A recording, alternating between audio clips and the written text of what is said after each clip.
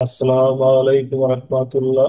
আজকে আমাদের আলোচনার বিষয় ক্যাপিটাল বা মূলধন সংক্রান্ত জাবেদা।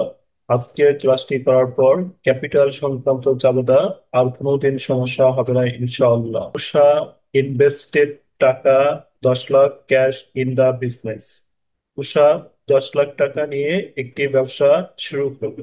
তাহলে তুষার 10 লাখ টাকা নিয়ে, উষার ব্যবসার মালিক 10 লক্ষ টাকা নিয়ে একটি ব্যবসা শুরু করা হলো।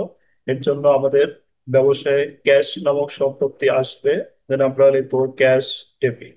এবং মালিক ব্যবসায় কোনো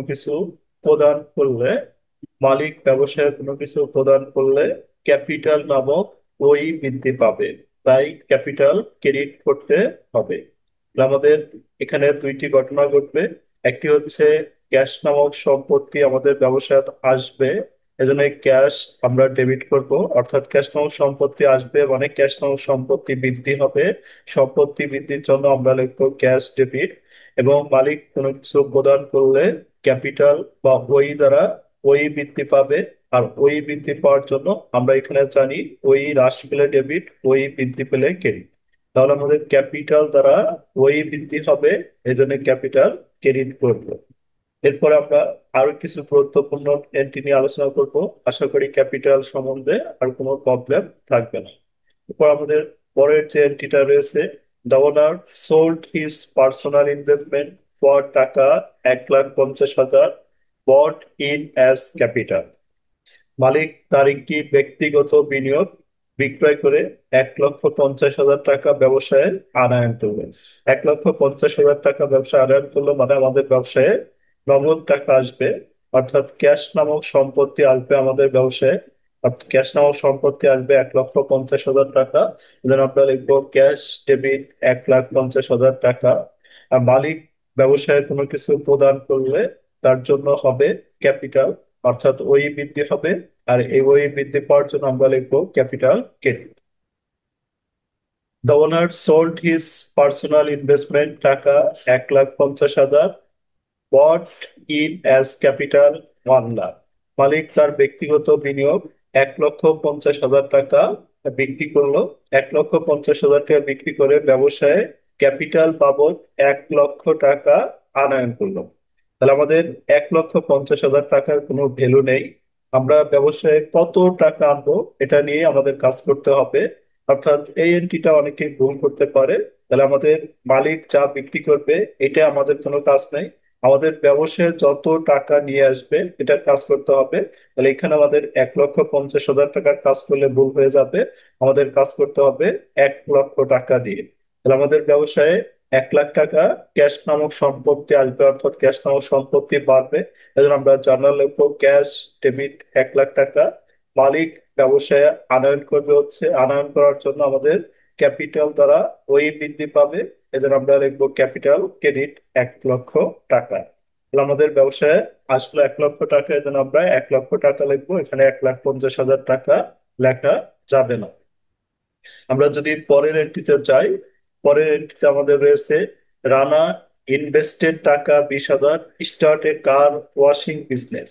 রানা 20 লাখ টাকার একটা কার স্টার্ট কার কার বিজনেস শুরু করলো। তাহলে এখানে আমাদের আজ ব্যবসায়ের আসবে হলো কার ওয়াশিং মেশিনের জন্য আমাদের আসবে অফিস ইকুইপমেন্ট ডেবিট। আমাদের অফিস ইকুইপমেন্ট নামক একটা সম্পত্তি ব্যবসায় আনয়ন করা হবে। এর অফিস ইকুইপমেন্ট নামক সম্পত্তি বাড়বে, অফিস ইকুইপমেন্ট ডেবিট। আর মালিক কোনো কিছু প্রদান করলে এর জন্য ক্যাপিটাল ক্রেডিট। তাহলে আমরা লিখবো office equipment debit capital credit. আমাদের পরের এন্ট্রিটা আমরা ভালোভাবে খেয়াল করবো। এখানে আমাদের প্রত্যেকটা এন্ট্রি অ্যাকাউন্টিং ইকুয়েশনের ক্ষেত্রে এবং স্পেশাল জার্নালের ক্ষেত্রে খুবই গুরুত্বপূর্ণ। ক্যাপিটাল ইনভেস্টেড ক্যাশ টাকা 1,50,000। 1,50,000 টাকা নগদ আনয়ন করা হলো। এন্ড আলমারি চেয়ার টেবিল কস্টিং টাকা হচ্ছে 1 লাখ। আলমারি চেয়ার টেবিল আনয়ন করা হলো 1 লক্ষ টাকা। তাহলে এখানে আমাদের দুইটি সম্পত্তি বাড়বে। একটা হচ্ছে ক্যাশ নামক সম্পত্তি বাড়বে, আলমারি চেয়ার টেবিল এটার পরিবর্তে আমরা জানি এটা হচ্ছে ফার্নিচার নামক একটি সম্পত্তি বাড়বে। তাহলে আমাদের ব্যবসার দুইটি সম্পত্তি আসবে। একটা হচ্ছে ক্যাশ নামক সম্পত্তি আসবে 1,50,000 টাকা, এদের আমরা লিখবো ক্যাশ ডেবিট 1,50,000 টাকা। একটা ফার্নিচার আলমারি চেয়ার টেবিল দ্বারা ফার্নিচার নামক সম্পত্তি বাড়বে 1 লক্ষ টাকা। এর আমরা লিখবো ফার্নিচার ডেবিট 1 লাখ টাকা। এবং দুইটি মিলে মালিকের মালিকের ক্যাপিটাল নামক বই বৃদ্ধি হবে। এজন্য আমরা লিখবো ক্যাপিটাল ক্রেডিট। এই দুইটির যোগফল 2,50,000 টাকা। অর্থাৎ মালিক যতগুলো সম্পত্তি নিয়ে আসবে সকল সম্পত্তি আমাদের ব্যবসা বাড়বে, সকল সম্পত্তি ডেবিট হবে আর ক্যাপিটাল ক্রেডিট হবে। এর পরের এন্ট্রিটা আমাদের আরো গুরুত্বপূর্ণ। পরের এন্ট্রিটা আমরা ভালোভাবে খেয়াল করি। The owner start business by investing cash taka 50,000। মালিক ব্যবসায় 50,000 টাকা মূলধন আনার জন্য। ফার্নিচার টাকা 1 লাখ অ্যান্ড মার্চেন্ডাইজ ইনভেন্টরি টাকা হচ্ছে 50,000। তাহলে এখানে আমাদের তিনটি সম্পত্তি হলো, একটি হচ্ছে ক্যাশ নামক সম্পত্তি, একটি হচ্ছে ফার্নিচার নামক একটি সম্পত্তি এবং মার্চেন্ডাইজ ইনভেন্টরি নামক একটি সম্পত্তি। আমরা জানি যতগুলো সম্পত্তি আনয়ন করা হবে সবগুলো সম্পত্তি আমাদের বাড়বে। তাহলে ক্যাশ নামক সম্পত্তি আমার বাড়বে 1,50,000 টাকা। এজন্য ক্যাশ ডেবিট 1,50,000 টাকা। ফার্নিচার নামক সম্পত্তি বাড়বে 1 লক্ষ টাকা। যেন ফার্নিচার ডেবিট 1 লক্ষ টাকা। মার্চেন্ডাইজ ইনভেন্টরি নামক সম্পত্তি বাড়বে 50,000 টাকা। যেন মার্চেন্ডাইজ ইনভেন্টরি ডেবিট। তারপরে আমরা মালিক এই তিনটা সম্পত্তি মালিক নিয়ে আসবে।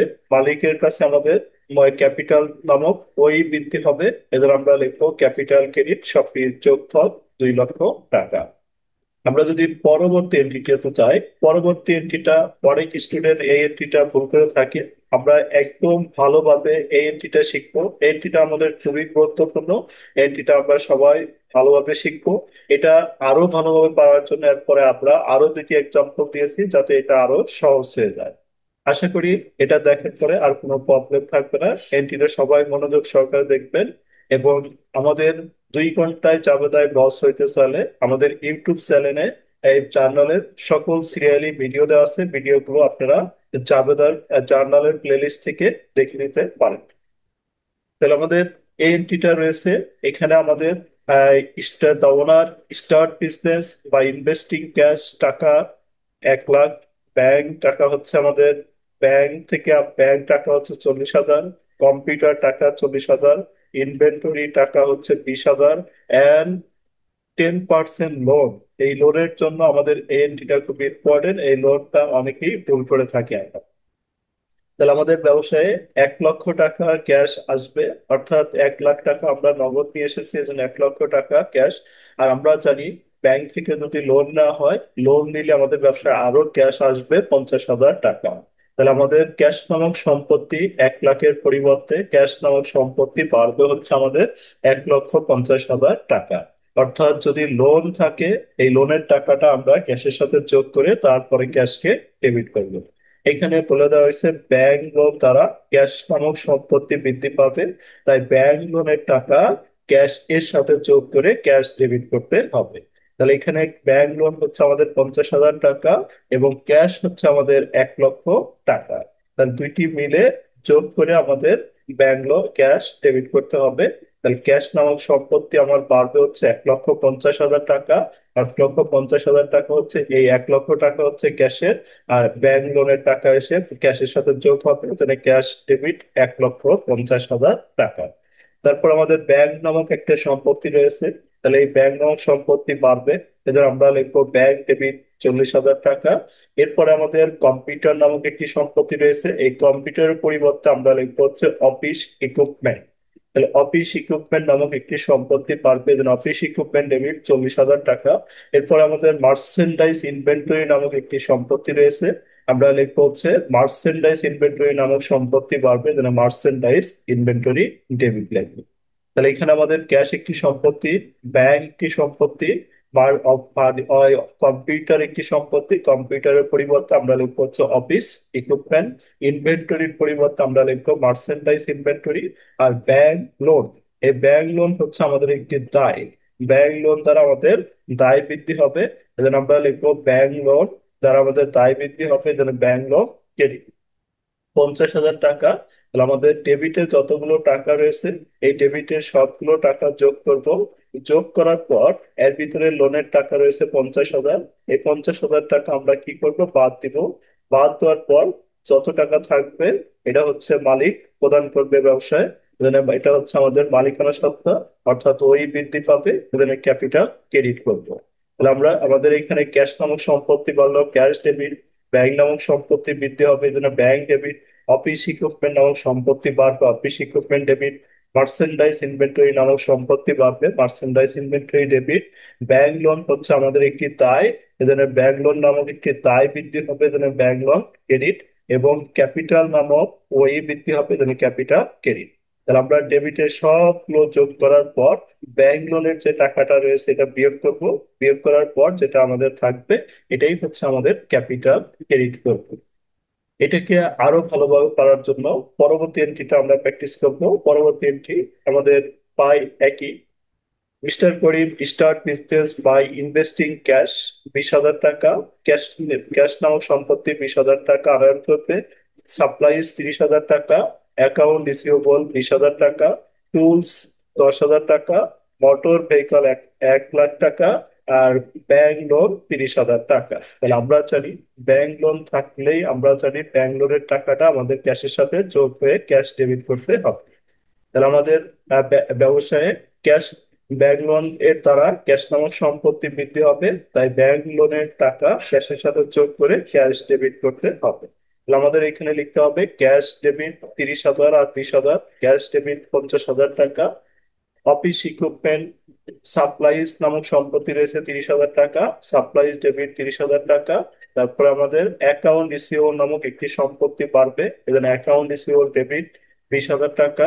এরপর টুলস নামক একটি সম্পত্তি আমাদের বাড়বে, টুলস ডেবিট 20,000 টাকা। মোটর ভেহিকল নামক একটি সম্পত্তি আমাদের বাড়বে, মোটর ভেহিকল ডেবিট 1,00,000 টাকা।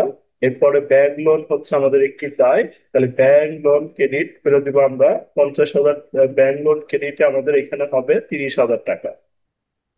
ব্যাংক লোন ক্রেডিট 30,000 টাকা বসাবো, আর এই ডেবিট পাশে সবগুলো যোগ করে আমাদের বাদ, ডেবিট পাশে সবগুলো যোগ করে ক্রেডিটের এই 30,000 টাকা বাদ দিব।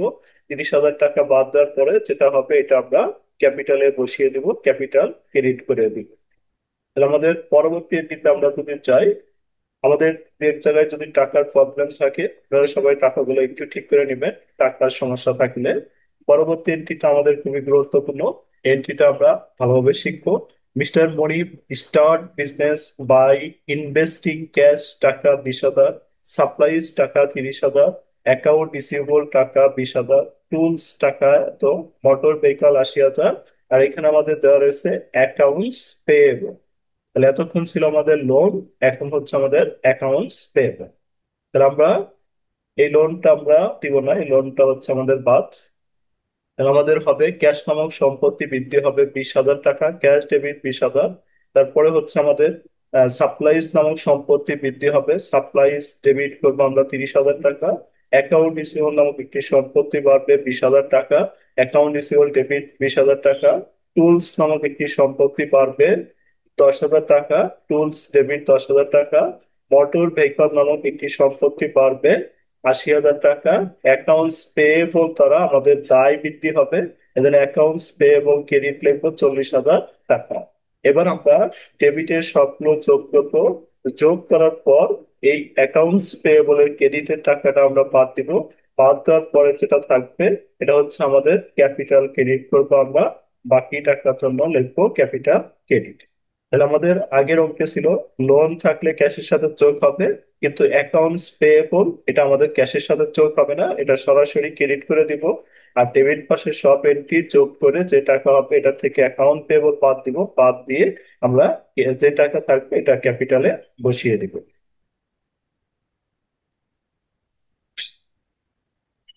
এর পরের ক্লাসে আমরা খুবই গুরুত্বপূর্ণ ক্লাস, আমাদের 4 নম্বর ক্লাসে ড্রয়িং এর সমস্ত এন্ট্রি নিয়ে আলোচনা করব। আশা করি পরবর্তী ক্লাসটা দেখলে আমাদের ড্রয়িং সম্বন্ধে আর কোনো প্রবলেম থাকবে না। ড্রয়িং বা উইথ টিম নিয়ে যত এন্ট্রি রয়েছে সবগুলো এন্ট্রি নিয়ে আমরা পরবর্তী ক্লাসে আলোচনা করব। আমাদের 180টার মতো জার্নাল করলে আমরা অ্যাকাউন্টিং এর বস হয়ে যেতে পারবো। 180টা জার্নাল করতে পারলে আপনি যদি বেসিক সহ করতে পারেন তাহলে অ্যাকাউন্টিং নিয়ে আশা করি আপনাদের আর কোনো প্রবলেম থাকবে না। প্রত্যেকটা ক্লাস আমাদের ইউটিউব চ্যানেলে ধারাবাহিকভাবে আলোচনা করা হবে। এর এর এর সহ যদি আপনাদের এই পিডিএফ কপিটা প্রয়োজন হলে এই পিডিএফ কপিটা আপনারা হোয়াটসঅ্যাপ নাম্বারে নক দিয়ে পিডিএফ কপিটা সংগ্রহ করে নিতে পারেন।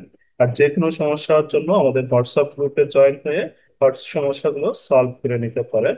প্রত্যেকটা চ্যাপ্টার আমাদের ইউটিউব চ্যানেলে ধারাবাহিকভাবে আলোচনা করা হবে।